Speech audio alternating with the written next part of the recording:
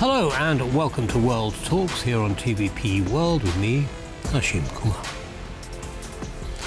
In a major setback for President Donald Trump, the US Supreme Court has ruled that he lacked authority to impose sweeping global tariffs under emergency powers law, reshaping the limits of presidential economic power.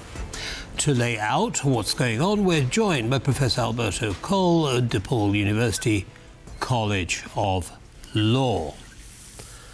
Professor Coll, welcome back. Thanks for taking the time. Always delight. All right. So talk us through what happened here. What was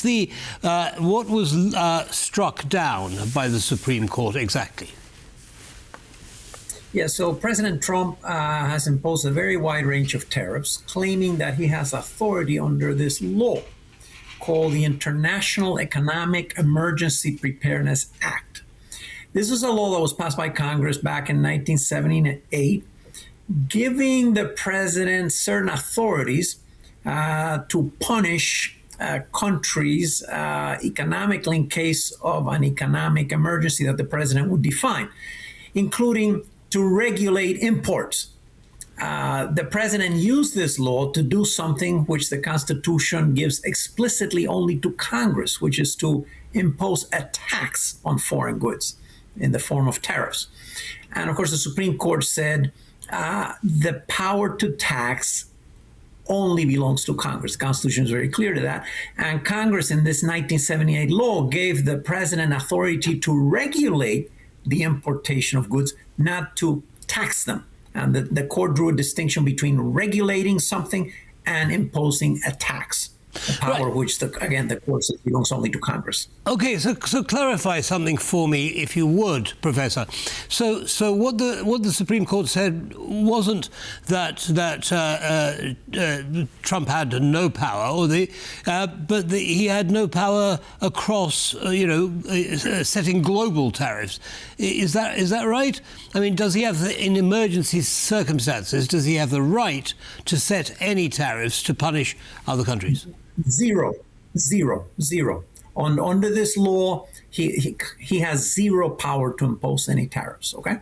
Now, there's another law known as Section 122, under which Congress has given the president authority to impose tariffs only in cases of countries that have a deficit with the United States. But those tariffs only are valid for 150 days. That's 5 months. At the end of those 150 days, those tariffs would expire. And again, they're tariffs not based on national security, on an emergency. They're tariffs based on a situation in which the president may conclude that a country is taking unfair advantage of the United States by abetting and carrying on a very large trade deficit with the United States. So that's a different law. And under this law, the president has just imposed a series of tariffs, new tariffs. But again, those will expire in 150 days. Under the other law, the tariffs supposedly, Trump expected them to last as long as he wanted to. And the court has said very clearly, the president has zero power to impose tariffs in the name of a national emergency or international emergency. Right. So why wasn't this second authority used first by the president? I mean, that sounds far cleaner. And also, can it be rolled over, this tariff, after those 150 days? Okay, so first of all, he didn't want to use this second authority, Section 122, because those last only 150 days. And those have to be based on the existence of a trade deficit. And there are many of our allies and friends whom Trump has punished with tariffs, with whom we don't have a deficit. In fact, some of those countries have we have a surplus with them. So obviously, the tariffs would have expired after 5 months. And no, the president cannot, for example, impose these tariffs for 150 days and then on the 140th day take them off and then a week later reimpose them. That would be challenged in court, and the Supreme Court would clearly conclude that the president is, again, abusing this congressional statute. By the way, after the 150 days, Congress would have to pass a vote approving the tariffs for them to stay in place. And that's very unlikely with even with the current Congress, because even among the Republican Party, there are a number of people who feel that these tariffs are actually harming the American economy and also making goods more expensive at a time when the Republican Party wants to convince the voters that it is trying to do something about the so-called affordability crisis, about the fact that things are very expensive right now, largely as a result of the inflation that we often forget was unleashed by President Biden's policies. But that's another story. Right. Okay. So let's dig a little deeper here. Who actually pays the tariff? Well, so the tariffs, when a good comes into the United States, the tariff is paid by whatever business, whatever company is bringing those goods into the United States. So the buyer. Yes, exactly, by the buyer, okay? Obviously, that company, unless it wants to go bankrupt, has to pass those tariffs to the American consumer. And after all, that's the whole point of a tariff, because if the companies could just absorb all the tariffs, then foreign businesses would not be paying a price for exporting these goods to the United States.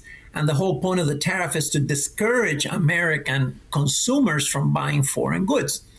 Now, in the real world, of course, there are many goods that American consumers will keep on buying, and they will just be paying a higher price. But yes, the tariff is charged at the border, and the business pays for it, but then the business turns around and passes those costs to the consumer.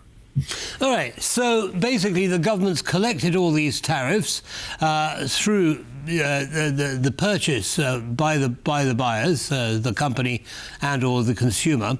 What happens now that the Supreme Court has struck down these tariffs? Do they apply retroactively? In other words, have tariffs which have been collected, have they to be paid back? Well, great question. The Supreme Court did not get into that issue because that issue was not posed before it. And in our legal system, our courts only settle the questions that are litigated before it. Courts don't go ahead and litigate all kinds of other issues not before it. This question was not before it, so the court did not decide it. But no one really knows what's going to happen now. We expect that many of these companies are going to now sue the government in court, in federal court, to try to get that money back. And that could be a messy legal fight, but at the end of the day, eventually they would win, because those tariffs, after all, were imposed by the president when the president lacked the legal authority to impose them, as the Supreme Court just said. So most likely the government would lose if it tries to fight these lawsuits. Right. Okay. So some potential for some messy legal battles ahead. Now, the Supreme Court decision was 6-3, 6 in favour, of course. Amongst those 6 were 2 appointees, or 3 appointees, I believe, judges that were appointed by President Trump. Does that surprise you? No, because unlike the narrative that we're hearing so much in some quarters, the United States Supreme Court is independent. And these justices, even though they have been appointed by President Trump, 2 of them were appointed by President Trump. The Chief Justice was appointed many years ago by another Republican president, George W. Bush. But there's this narrative going on that the Supreme Court, quote, has lost its legitimacy just because it has a conservative majority. That's not the case in this country, okay? The Supreme Court justices, they may be conservative, just like we have liberal justices who vote according to their philosophy. But it did not surprise me. They tried to judge the case on the merits. And when you looked at the case on the merits, it's very clear that the bedrock principle of our Constitution is that only Congress has the power to tax, and that these tariffs were a way of taxing. And the government even said so in different ways at other points, claiming that the tariffs would reduce the deficits and so on.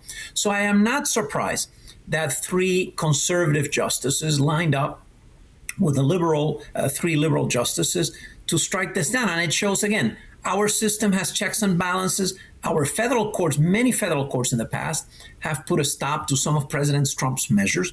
People only remember cases conveniently when the courts have agreed with President Trump. But if they have agreed with President Trump here and there, it's because they believe that on the merits, the government had a better case. It's not because they're getting any pressure or they're bending. They are getting pressure, but they're not bending to that pressure. Our federal judges are fully independent. They enjoy life tenure. The government cannot fire them. They cannot reduce their salary.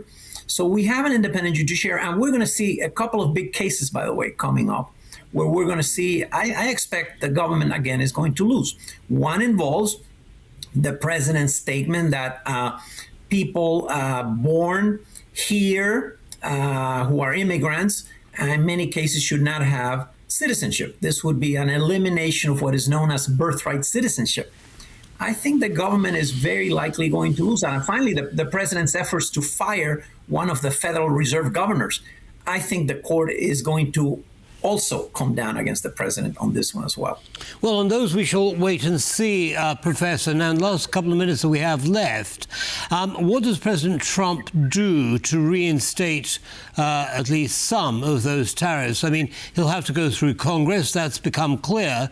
But with a Republican majority in Congress, what are the chances that those bills will go through? Well, the problem is the congressional, in the House of Representatives, the Republican majority is very slim. And there are a number of Republican congressmen who, out of principle, who out of libertarian or conservative principles, oppose the idea of tariffs. There are people who are in favor of free trade and who think that tariffs are inflationary and they're hurting the consumer, and they're also going to hurt the Republican Party in the midterm elections. So I don't think the president could get these future tariffs approved in the House of Representatives.